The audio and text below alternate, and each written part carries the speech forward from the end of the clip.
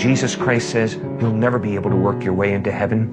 Heaven is a gift that God gives you. You turn to Jesus Christ. You take responsibility for your own life, for your own decisions, for the wrong that you have done.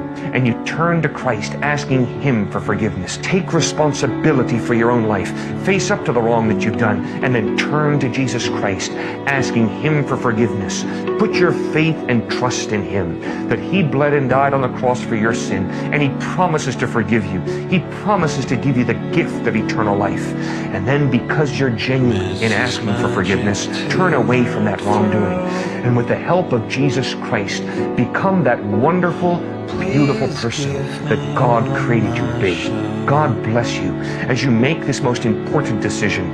God bless you as you turn to Christ for forgiveness, putting your faith in Him, and then as you go out and live a life of forgiving others. Before it starts to